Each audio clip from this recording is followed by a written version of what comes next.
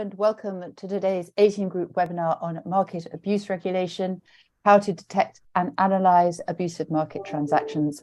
My name is Sarah Underwood. I'm an editor here at 18 Group and I will moderate today's webinar. Our expert speakers today are Jamie Bell, Head of Secondary Market Oversight at the FCA, Catherine Howe, Partner at Denton's UK, Ireland and Middle East, Karen Harty, Head of Litigation at Denton's UK, Ireland and Middle East, and Paco, or Francisco, depending on how you know him, Merlos, who is the RegTech Product Manager at SIX. I'll ask our speakers to introduce themselves in just a moment, but first some information on how you can take part in today's webinar. To the right of the screen or the video panel, you'll see a Slido embed. There you can put questions to our speakers. Please ask them at any time that you would like to, and we'll gather them up and make sure we can answer as many as possible. We'll also be running 3 polls today, so please take part in those so that we can gauge industry opinion on some of the topics we're talking about. Okay, enough of me, and let me ask our speakers to introduce themselves. So Jamie, coming to you first, please introduce yourself and tell us a little bit about your interest here. Hello, so my name is Jamie Bell. I am the Head of Secondary Market Oversight at the FCA. We are responsible for discharging the FCA's responsibility to combat market abuse. So the prevention, the detection and the prosecution of market abuse in the UK. Okay, thank you very much indeed. And coming to you, Catherine. Thank you. So thanks for having me today. So I lead Denton's UK and Regulatory Investigations Group. My specialism is as a contentious financial services regulatory lawyer, having previously worked in-house at the FCA for nearly 5 years before I joined Denton's. So my interest in the subject that we're talking about today is that when I was at the FCA, I worked particularly in their wholesale enforcement team and very closely with the market monitoring team. In particular, I worked on insider dealing and market abuse cases. And since leaving the FCA, I act for both regulated firms and listed companies, advising them on their obligations for MAR compliance and helping them deal with investigations and issues when they crop up. Of particular note for today's topic, I previously acted for Interactive Brokers, who, in challenging an FCA penalty for poor market abuse controls and failure to report suspicious client transactions, we went to the FCA's Regulatory Decisions Committee, where we managed to get the FCA's proposed fine cut in half. So that's me. That's great, thank you. Karen, coming to you. As you mentioned, Sarah, I'm the Head of Litigation in the Dublin Denton's UK IME team, and I work very closely with Catherine and her team in London on similar work. My particular specialism is in working with boards and executive directors in respect of governance, and obviously market abuse risk is a key part of that. So I'm looking forward to sharing thoughts on that today. Thank you very much indeed. And over to you, Paco. Hello, my name is Francisco Merlos. I'm Product Manager at SIX for transaction cost analysis, best execution reporting, and also trade surveillance. I've been working for the last 12 years in software development for banks and brokers related with algorithmic trading, smart order routing, order management system, fixed connectivity networks. So I have a good knowledge about market microstructure, electronic trading. And as I said, for the last 4 years, I've been working as product manager in those areas, especially in market abuse. Okay, thank you very much indeed. So plenty of expertise on the webinar, and let's get started. And setting the scene, Jamie, can I come to you, please, to describe some typical scenarios that cause firms to be penalised for market abuse? Sure. So I'm going to make a couple of assumptions at the beginning. First of all, that you're not actively trying to commit market abuse, which can obviously get you into lots of trouble, and also that you don't have poor internal controls around things like insider dealing and the control of inside information, or around things like placings. So what we're really talking about here is poor controls around surveillance. That's kind of where I'll start. So the obvious starting place is that you either back surveillance for large areas of your business, either because you have a surveillance infrastructure which isn't aligned to the risks you're running as a business, or you're unaware of the key market abuse risks that you're running as a business. And we have seen lots of examples of that, and actually 3 of our most recent enforcement cases in this area were all for those kinds of failures. So another key key area is around poor data control. So that can be, for example, no data being ingested into your surveillance infrastructure for certain venues, or potentially inaccurate data, which renders a good alerts infrastructure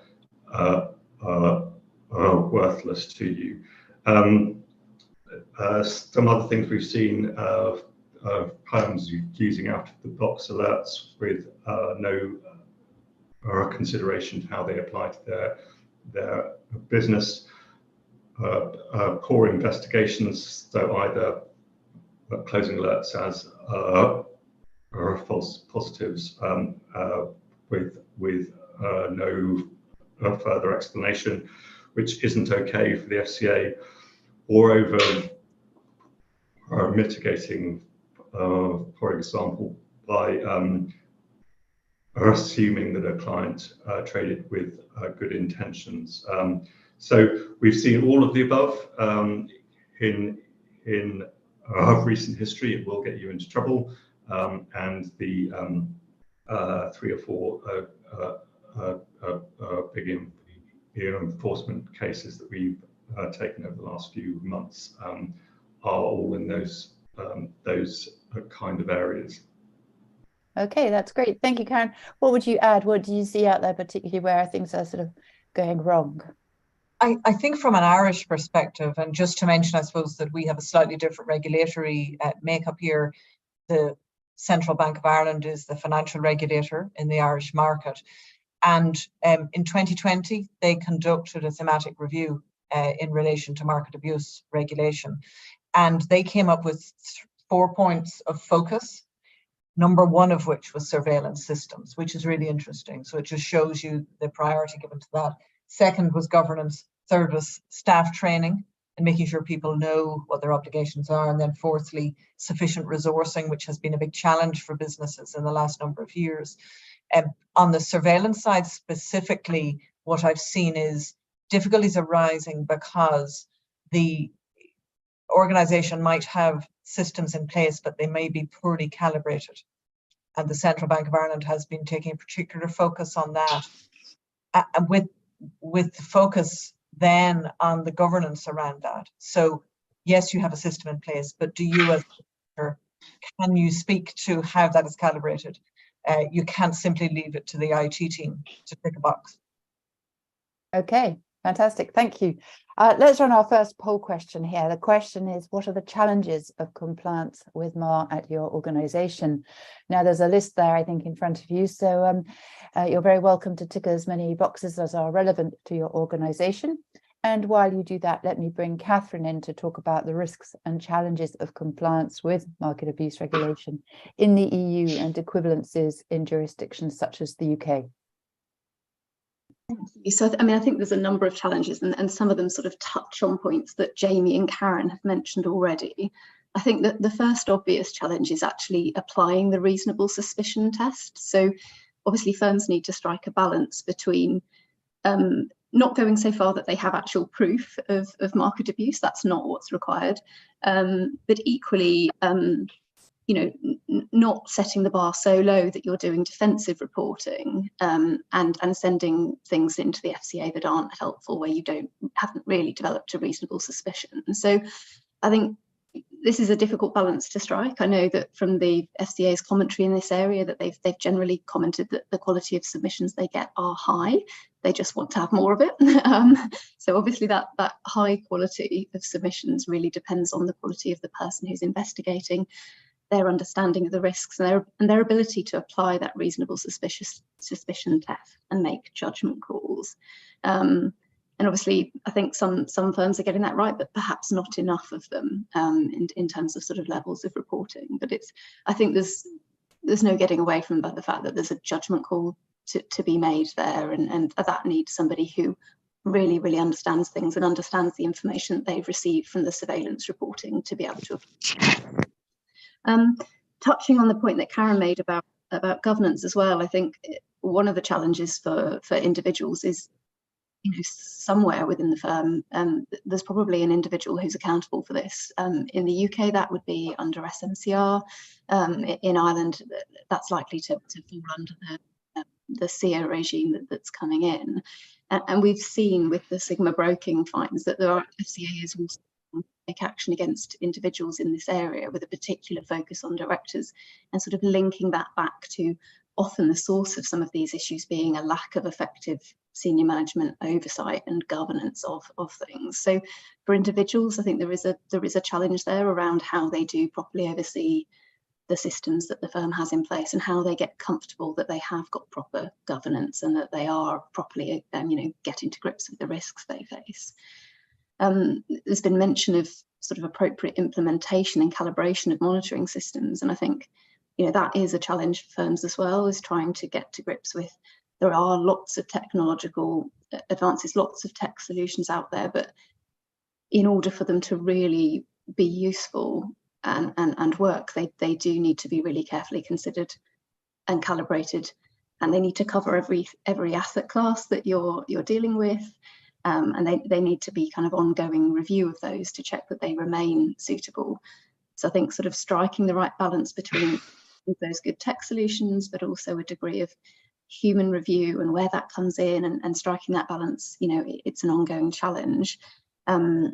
I think you can see with the case that I acted on, that I mentioned in my introduction, that was a classic example of a firm that had designed systems on a group-wide basis, rather than sort of appreciating that they needed to comply with all of the different local requirements, which may require a more nuanced system in a particular location, or it may require capturing different data for that particular location. So ensuring that you're covering that, and obviously often global businesses do operate on a sort of global business lines basis, but when it comes to things like market abuse prevention and detection, that's not necessarily going to be fit for local legal requirements. Okay. Those sorts of things, definitely. Okay, that's great. Paco, let me bring you in here from that perspective as a provider of technologies that can help here. Where do you see the risks and challenges of compliance?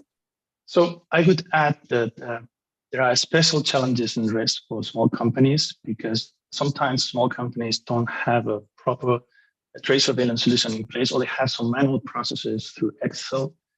And you have to understand also, small firms, they don't have the same amount of resources that big firms have.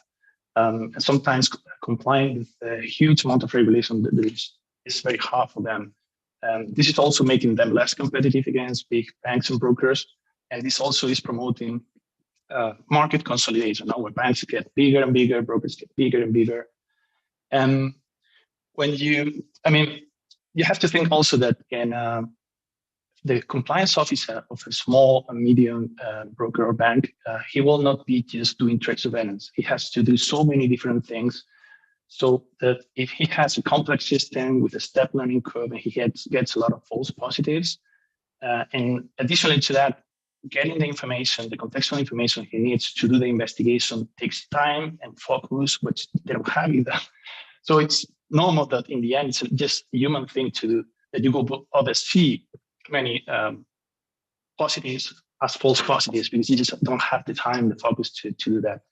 So for that, the good thing is that there is not just a single or two trade surveillance solutions in the market. There are so many different ones, and ones are more complex, one are simpler, one are more costly, one are more cheaper. And depending what is your business type, I think it's pretty certain that you can find one that it's aligned with your business. Okay, great. We'll come back to solutions a little bit later on, but let's look at those poll results, if we may. And Catherine, perhaps you'd like to comment on these. Thank you, Catherine. How does that look to you? We've mentioned false positives a couple of times already. Yeah, no, and I think that comes back to the sort of volume and proportionality of what you're trying to achieve here. I think it also kind of quite nicely links into some things that we see clients struggling with, which is obviously they need to get through a certain volume of things. They've got limited resources, and obviously that can sometimes encourage a bit of a sort of tick box mentality, which I think if you're dealing with a high number of false positives, the risk, I suppose, is that you get complacent with that, and it detracts from actually getting into the substance of real potential issues, because you're seeing so many that are false positives. Okay, thank you very much indeed. And moving on, let me come back to you, Karen. And while market abuse monitoring is handled by infrastructures such as exchanges, to what extent is it also the remit of financial institutions and perhaps even individuals? So I would start from the perspective that it's very much the remit of the organisation to get this right, and that is certainly the attitude of the Central Bank of Ireland, for example. So I would probably turn the question around, if you like, and start from that premise. But you know, if you think about the point we've just been talking about as an illustration in relation to false positives, I was involved in advising on a matter recently where, for very good reason, the IT department were seeing such a high number of false positives that they changed the calibration to enable them to be able to function with the resources that they had. That gave rise to significant compliance issues, and that was not that people were deliberately trying to engage market abuse. They were doing what they could with what they had.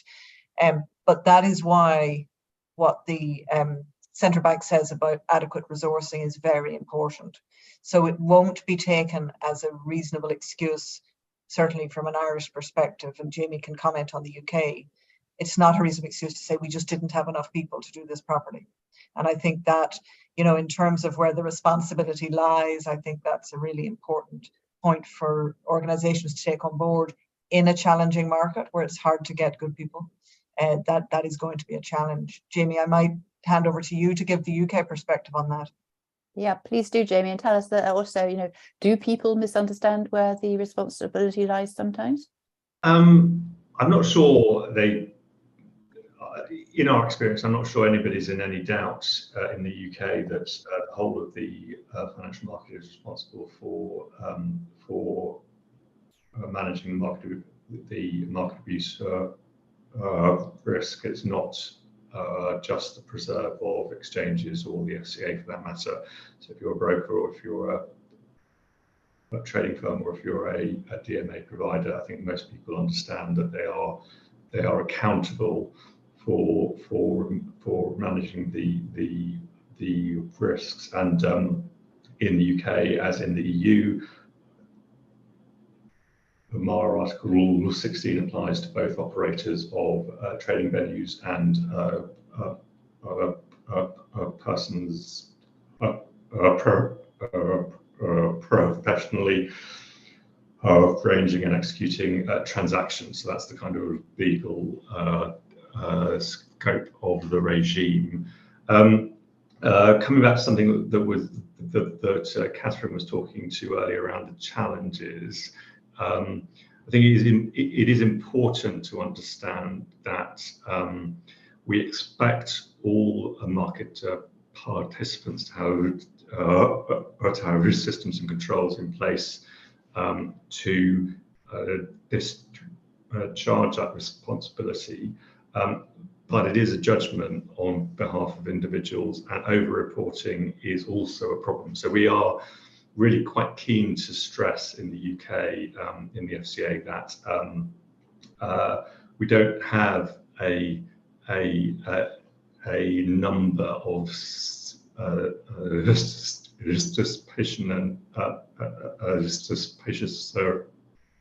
transaction and order reports in mind for a firm based on its volume. We expect good quality stores and for those stores to be actionable for the FCA. That's what really counts. But in terms of who is responsible, well, everybody in the industry is ultimately responsible. Okay, thank you. So having taken that on, let's come back to Catherine, if we may, to talk about best practice approaches financial institutions can take to achieve compliance with MAR and its equivalences. Sure. So, I mean, I think all of this starts from your initial thing, and I think the initial step you do has always got to be a risk assessment of what is your business doing, what are the key market abuse risks, how might they manifest themselves, and that's something that you should do at the outset, but you should also keep it under review. And for me, that's a key first step because I think everything else flows from that risk assessment.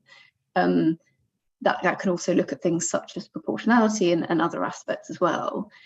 From there, I think another best practice then is to think about your governance, your policies and your processes. And, you know, Karen's touched on this earlier, but governance is key. You know, the board needs to understand what's going on and take responsibility for MAR compliance. It needs to be important to them and they need to know that it's important.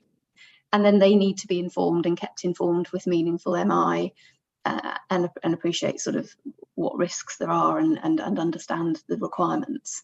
So to come back to sort of Jamie's points, that there really shouldn't be any misunderstanding that managing these risks is something that sits with the industry.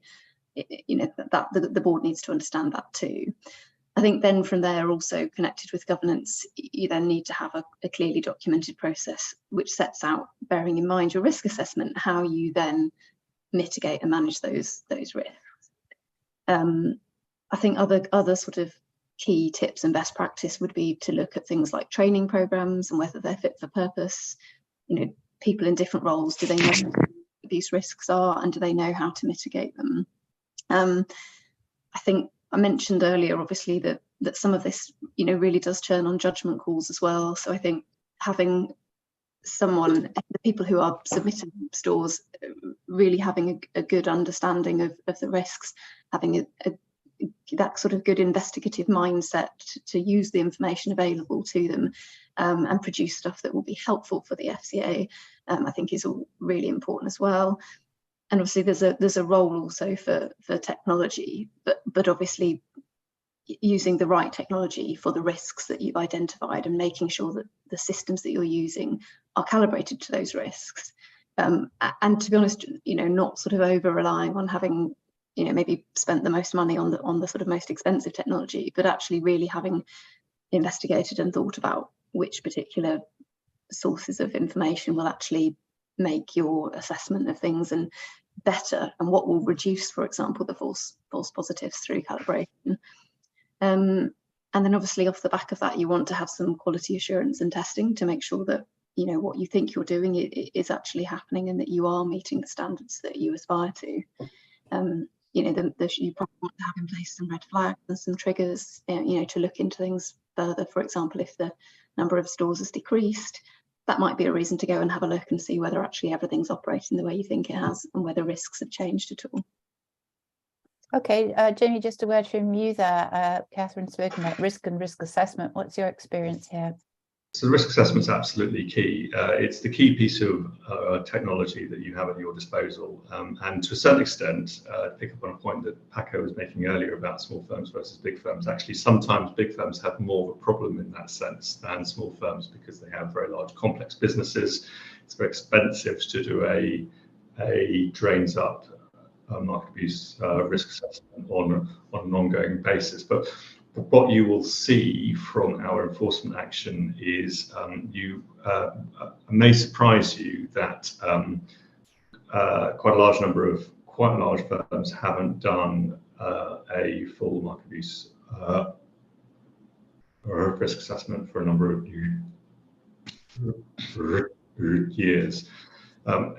And if you're in that position and the FCA comes to visit you, then you're starting from a position of considerable weakness. What we generally will find is that firms who haven't done that will have big gaps in their surveillance infrastructure, and that will be a problem for us. Okay. So I would really echo Catherine's point. The thing that is the starting point for everything is the market abuse risk assessment. Okay, thank you for that, Paco. How do you see best practice approaches, and when you're out there in the industry, is it what's happening? Yeah, I think first of all, you need to foster a strong compliance culture within your organization, and starting from the top management until the last employee, everybody has to understand which are the rules and what are the consequences of not complying. It's very important. Then risk assessment. Now you need to identify which are the risks that, because of the type of business, the type of clients that you have, which are the highest risks that you have, and have well-documented and well-defined methods and processes to be able to detect those market abuse cases. Now, you need to have that. And for sure, a trade surveillance solution can help you with that. But once you have configured a trade surveillance solution with some algorithms and some parameters for your specific risk, you cannot stop there. You have to review this periodically because your business might evolve, the risk that you face might evolve with time. And you need to do this periodically and reassess that still your algorithms are still valid for your current business. And also it's very important because of the false positive. Now, if you get a lot of false positives, you get complacent and you start to overlook things. So it's very important to take time and invest time to refine those algorithms and reduce the number of false positives without misleading anything, of course, so that you can put the highest amount of time and focus on those that are generally suspicious. And another very important thing is training, because even if you have the best trade surveillance solution in place, if your compliance team doesn't understand the market microstructure, if they cannot understand what is the typical behavior of a market abuse pattern, if they cannot tell the difference between a genuinely true positive from a false positive, then it's of no help all the other. So training is very, very important. Okay, thank you. Thank you all on that one. Very interesting. So let's move on a little bit and start to look at the technologies and solutions that can help you, bearing in mind that these are just part of the solution. Let's run a poll question as well. It asks, what are the challenges of, no, that's the wrong poll question. I do apologize. It says, because this is a technical question, it says, what technical means is your organization using to ensure compliance with MAR? So while you answer that question, let me come back to Paco to talk about the types of technologies and tools, solutions and services and controls even that are useful for compliance here. Okay, I can talk about technologies used in the trade surveillance space. And there you see that many vendors are adopting big data technologies because the amount of information that you need to use and process is so big that you really need some technologies that can help you spreading that information across many different machines and spreading those algorithms and those computations across many different machines, so that if you need more capability, you just need to add more machines to the server, and that would scale. So big data technologies, for sure, it's been employed. Also, I've seen a trend in the recent years where vendors are moving from an on-premise installation per client to a more centralized cloud-based, whether this is a private cloud or a public cloud, but a more centralized cloud-based solution where you can benefit from the fact that it is much easier to operate and to upgrade as compared to upgrading each individual instance in each individual location, network, and so on. So this is another trend. Some vendors are also offering AI capabilities and machine learning to try to detect market abuse and prioritize alerts. The only problem with AI and machine learning is the lack of explainability of those models, which can be problematic when you try to explain why you didn't detect something or you classified wrong something. It's very difficult to explain how it works behind that. No? And very interesting for sure is large language models like ChatGPT-4. I'm sure everybody here has heard about ChatGPT and has seen how so many industries everywhere are trying to leverage on that technology to add value to the business and automatize things. you need to understand also the limitations of that technology. Not like, for example, ChatGPT-3, you can only send 2,000 tokens, which are around 1,800 words of context for your question. No? So you cannot provide an unlimited amount of information. You cannot provide a big context to your question. So this is a limitation. They have ChatGPT-4 is much more capable, but it's still not unlimited. So we're not in a position where we can just put all the information of our trading activity and clients and just ask him who did something bad. No, we are not yet there. However, I think there are many interesting use cases. And in our case, we are integrating ChatGPT and doing some experiment with it to help in different things like data summarization, helping the compliance officer, guiding him through the investigation process, proposing next steps, or with learning and training. And by the way, learning and training is one of the use cases where these large language models have proven to be more successful. And I expect to see a lot of this in the future, how the people use that for learning. Okay, excellent. Catherine, when you're out there in the market and talking to clients, what sort of technologies do you see them using? And is ChatGPT coming into play? ChatGPT is definitely getting a lot of attention at the moment from clients in particular, and I think interesting to see how that develops and potentially make things easier, but also how we deal with the risks of that as well. I mean, I think what's useful is also the tools which use interconnected data, which bring in not just the product that's being traded, but also look at sort of and match up trading in correlated products, particularly in the sort of fixed income space. I think tools that do that and take out the human element of needing to do that sort of thought process and cross-referencing is all really useful.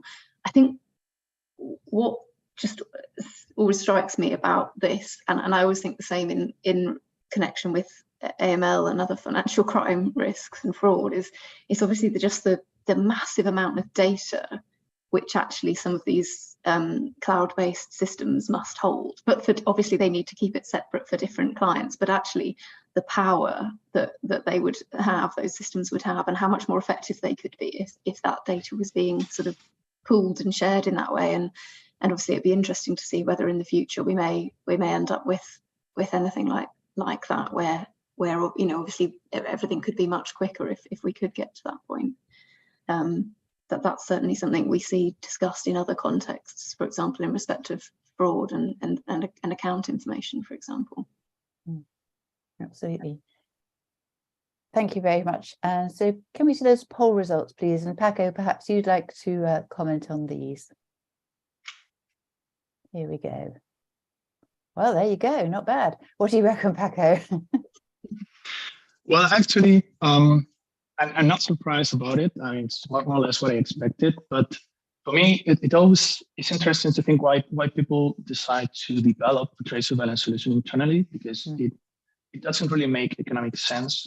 Because when you do this development only for you, you are not benefiting from economies of scale and the cost mutualization of somebody who does this once and then shares the service across many different clients. And also, you're missing the collaborative contribution of a community who is providing feedback, testing the tool, providing new ideas, and then this tool will increase and will improve and will be more precise with time. If you do this alone, if you do this for yourself, then you just have your experience. So I would encourage companies to just don't try to do this, just rely on vendors and focus on your business and your core business. Okay, thank you. And Paco, staying with you on this very topic, how can financial institutions select the right trade surveillance framework for their organization? You've mentioned small firms, larger firms, as is Jamie, with different requirements, different budgets, different people arrangements. How do you choose what you need? So first of all, you need to understand your business, understand the type of clients you have, what products do they trade, and therefore do this risk assessment, not to know what risk do you need to cover. With this, you can evaluate the different options that are available to cover that adaptable to your business and to your client type and so on. And because there is a wide variety of solutions out there, it's very likely that you will find several solutions that will fit within your organization. in that situation, I would prioritize for solutions which are intuitive, easy to use, where you can get all the information that you need, all the contextual information that you need in a very quick and responsive way. Because if you have such a solution, your compliance team can be so much more effective.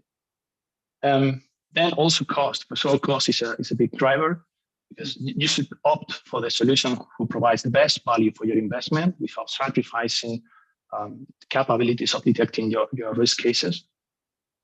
And when it comes to cost, it's very important to have a total cost consideration, not just the license fee that you pay, but you need to question yourself whether does this solution include market data, the corporate actions, the insider trading information that I need, or do I have to buy it?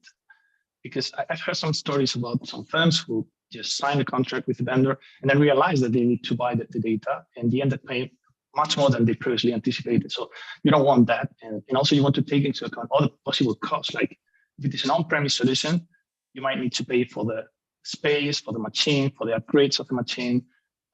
So this is something that you need to consider also if they're going to charge you for the support, if they're going to charge you for tuning those algorithms and review this periodically. So in the end, you want to have a full picture of what you're going to pay. Lovely, thank you. Catherine, what would your advice be here? Yeah, I think those are all really, really good points, to be honest. I think the things I would focus on, just that in addition to that, would be things like timeliness of updates. How often do things get monitored and updated? How many clients that have a similar business to yours is that provider working with? So that will affect obviously how tailored some of their solutions are, and how how linked to your business they're going to be.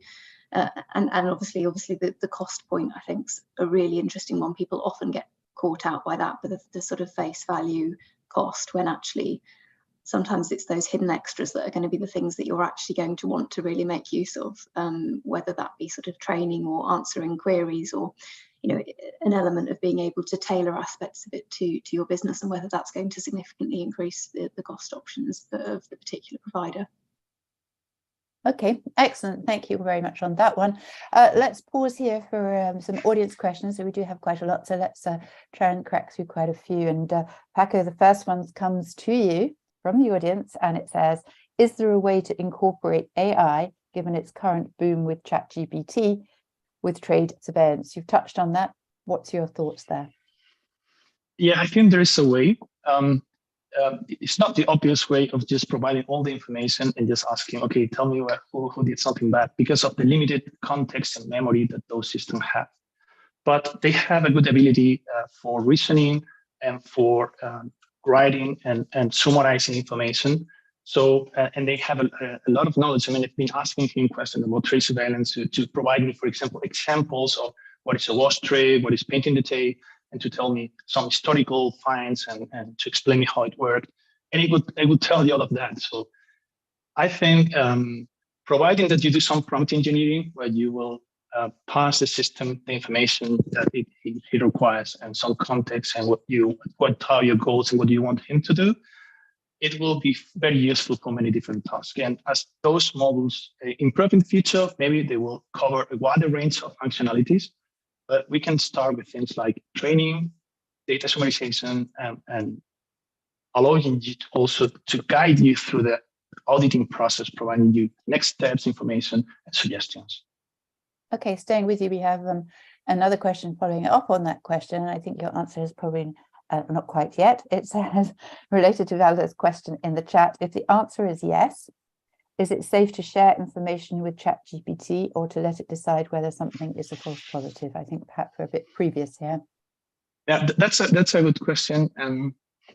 What we know from those models is that they don't learn from what you talk to them. So they've been trained with data. For example, ChatGPT-4 has been trained with data until September 2021.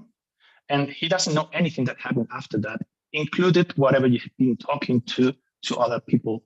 It's not like you can ask him, ChatGPT, can you tell me the strategy that JP Morgan is going to have in the next year? Because you've been talking to them. No, he's not going to tell you that. However, it is true that you are sending that information to OpenAI. They're storing that information because you can see your browser history.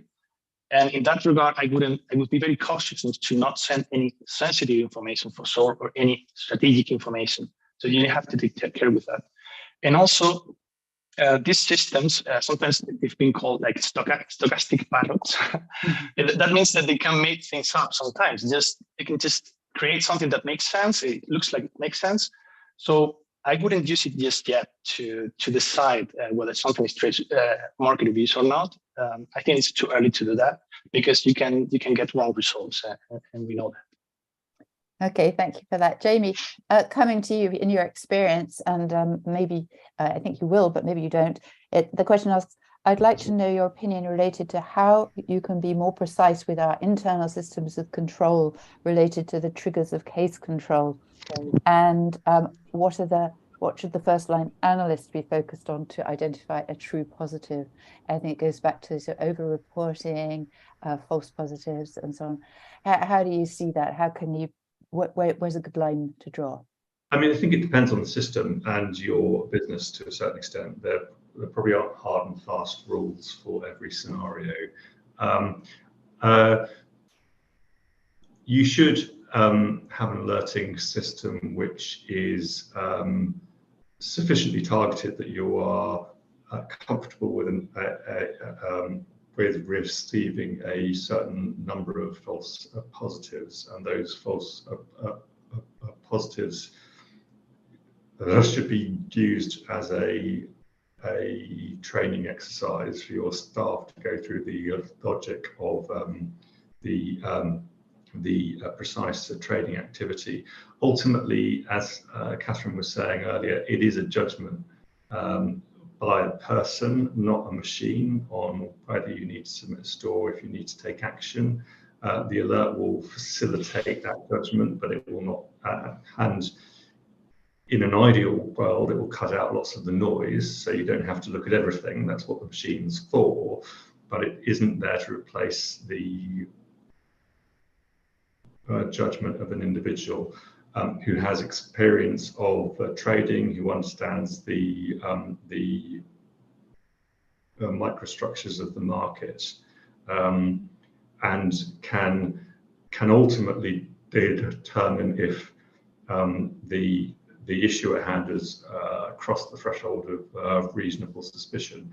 So I think if you're looking for your alerting tool to do that job for you, you're in slightly the wrong place, frankly. The machine will help you to focus your attention on the right cases, but it will not make the judgment for you. Okay. And Jamie, on that kind of topic, we have another question which asks, what percentage of alerts would you say on average generate a false positive result over a month? I think that's terribly difficult because all systems are difficult, but do you see that improving, getting worse?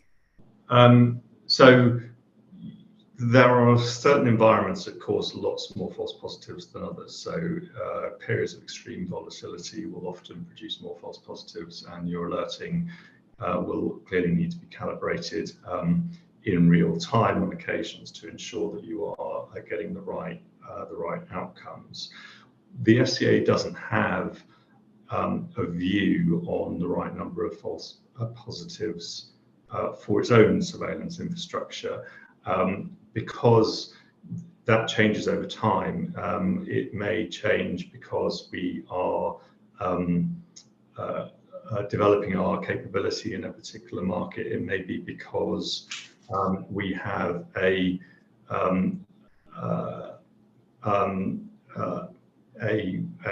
rapidly evolving market environment. So we are constantly tweaking and recalibrating our alerts to ensure that we get a manageable flow of useful intelligence through the infrastructure. We also, and it's an important point which I've mentioned before, we use the alerting of false positives to teach our staff. It's an important part of the process that people understand the grey areas between things that are suspicious and things that are not. And so we are quite comfortable with a relatively high number of false positives in our alerting infrastructure. The other thing I would say is, particularly for market manipulation, we place huge emphasis on really market leading order book replay and visualizations, and that's because even after the alerting process has happened, we spend an awful lot of time replaying the order book to understand precisely what's happened. That functionality within an alerting and surveillance capability is absolutely critical to us. That's a slightly long-winded answer to your question. I'm sorry. That's just fine. Right, you've got some more here. A question for you, perhaps, Karen. It says, who should be in charge of market surveillance, compliance or the middle office? Neither. The person who's in charge needs to be on the board. That's the first thing. Okay. It's really important that there is somebody on the board who is has responsibility for this. I think this has to be a collaborative exercise. I don't think you can park this with one part of the business. And in my experience, where clients have done that, that's where the wheels can come off. Where there's a sort of a view, well, that's John's problem or that's Mary's problem. Actually, it has to be very collaborative. And you know, it's interesting when you talk about the AI piece and, you know, leveraging AI and machine learning, you have to be very careful. It could be like a game of whack-a-mole where you think, right, well, we've used the clever machine to whack that particular mole, but look, another one's popped up, which is data protection compliance, which we hadn't thought of. You know, we're feeding data into this, and actually now we've got a data protection compliance issue. So I think it's really important to take a joined up approach to this. But that would be my view. There has to be somebody at the top who has responsibility for this and who is kept informed with MI, as Catherine says, that they're getting the information that they need. And they also understand the questions they need to ask. I think that is certainly something we're seeing as a focus from a regulatory perspective. What sort of questions are you asking? It's not enough to just get information fed up to you. You need to be challenging that, and maybe you need support externally. You might need somebody to come in and look at what you put in place and test it for you and see, is it doing what it should be doing, and not simply, you know, rely on having information coming one way. Okay, thank you very much indeed. A question for you, Catherine, and then I think we'll have to move on again. And it says, when is it time to report on colleagues who could be carrying out market abuse? That's difficult. Oh, I mean, if it's just a question of they could be, I think that there should be an escalation process within the firm. So you'd be looking to use that, whether that's through a whistleblowing channel or, you know, depending on what the firm's got there. And ordinarily, I think if you've reached the view that somebody in the firm is looking into that, most individuals would potentially consider that they've sort of discharged their responsibilities there. The time where you might then report to a regulator or externally, I think that potentially comes at the point where you maybe feel that the firm isn't dealing with it or hasn't dealt with it. And that's where we would see people sometimes go and blow the whistle to a regulator and report. And often you might see that in a scenario where the person who's aware of it in the firm is a senior manager, and they are, under Senior Manager Conduct Rule 4, obliged to bring things to the attention of the regulator that they're concerned about. And usually that only really comes into play where the firm themselves isn't doing something about it or raising it with the regulator. I don't know if Jamie's got anything to add to that, though. I mean, I think so the store issue doesn't really distinguish in this context. I think you're required to submit a store if you have grounds for reasonable suspicion. But obviously, a firm is in a lot stronger place if they've taken action themselves. So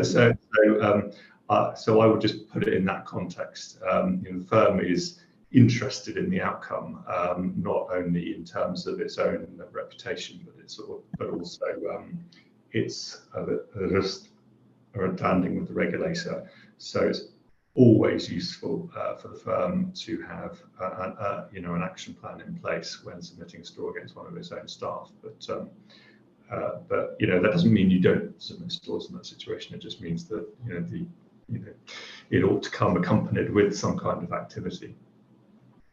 Okay, thank you. And another question we have been asked a couple of times: where can we find material or training for our compliance team? And I'm going to tell you a little bit about what we do here.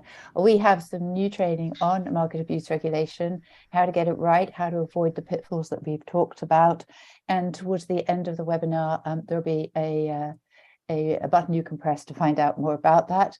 Also, we have more questions that we can answer in this particular little session here. So we have a feedback form coming at the end of the webinar. So if you have questions you'd like to ask to any of the speakers, please put them there.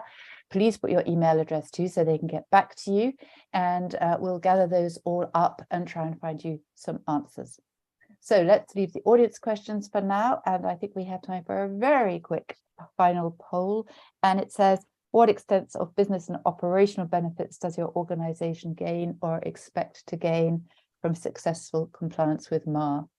So while you answer that one, and we'll have to move quite quickly now, I think, let me come back to Jamie to talk about the benefits of getting it right. And I think we know a fair amount about the penalties of getting it wrong. Right, so tactically, you'll be seeing a good deal less of me, which I think everyone can probably get behind in the regulated community. So that's a goal in its own right.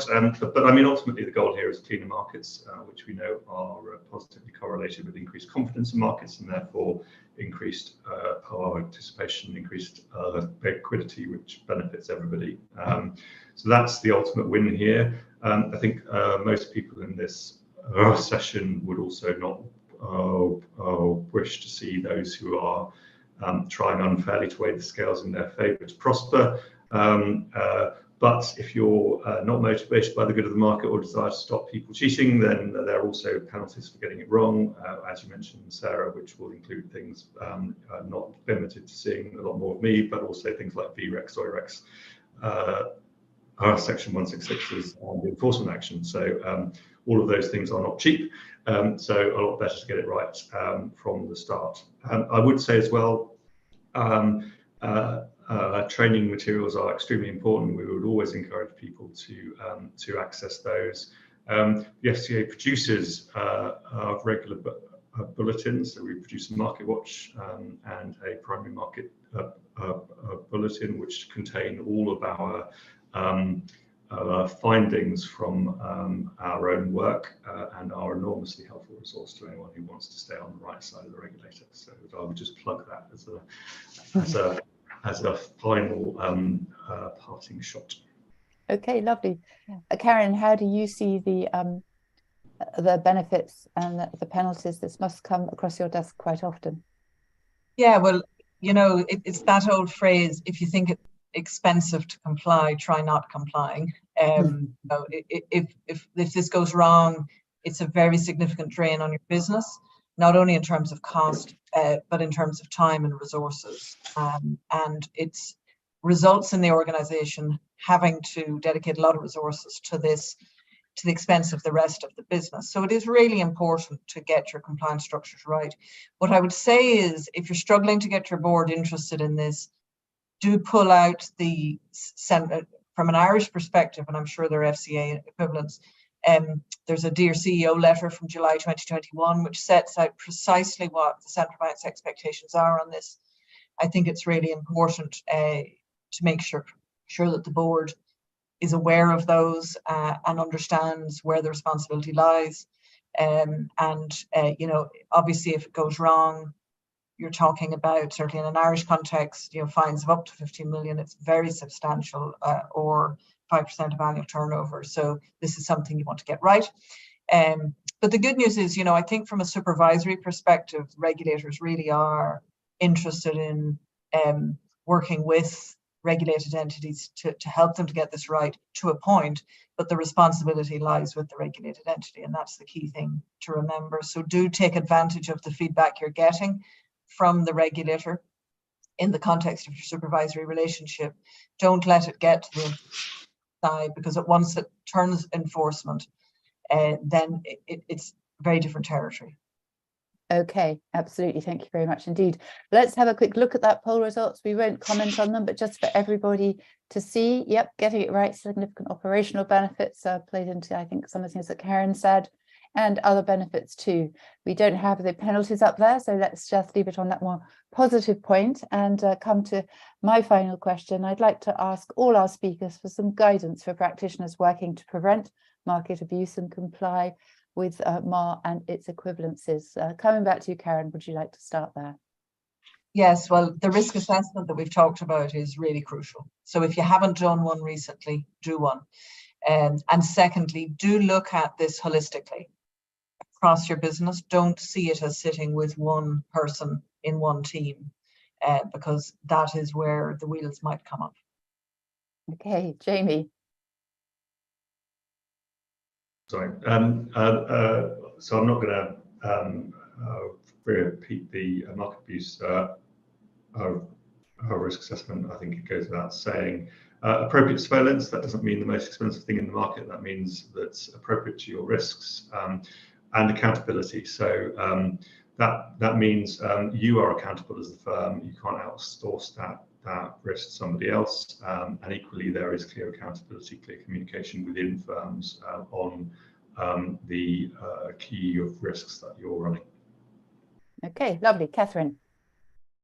I think the points I would add to what I said already is just that focus on the quality of investigation. So, make sure that the people who are doing those investigations, that they really understand what the data means and what's normal and what's not normal. So that might involve them sitting in the business, but so that they know how that operates, but also things like going to events, staying up to date, receiving and reviewing the market watch publications the FCA puts out.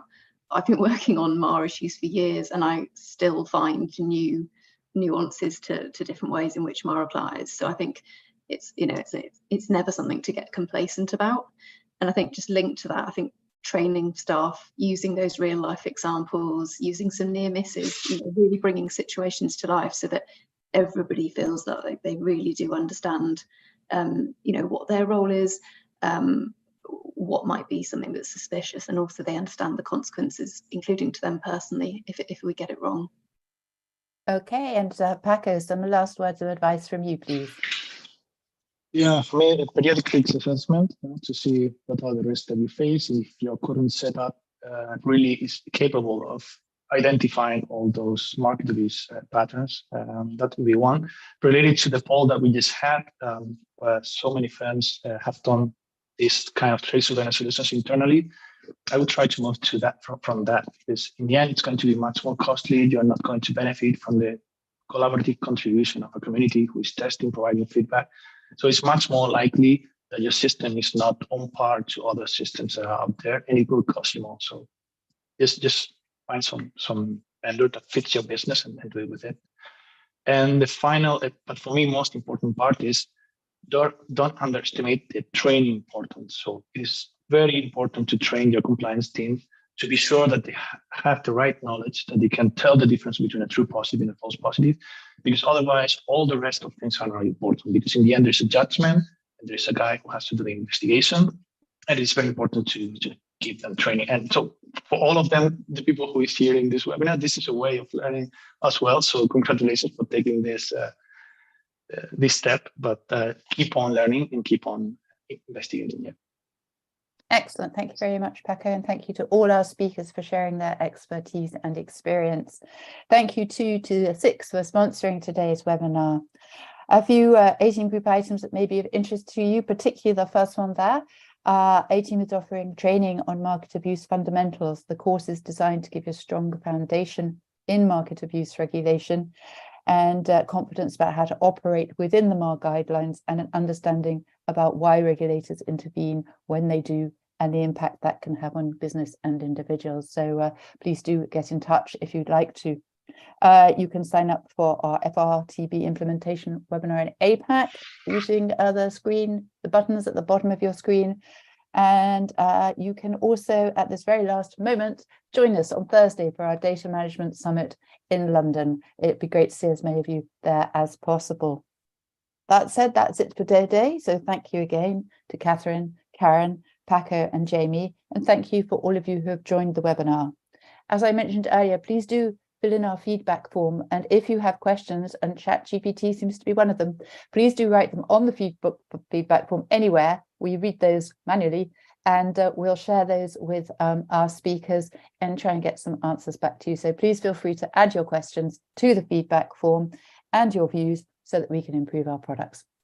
Meantime, thanks again, everybody, and goodbye.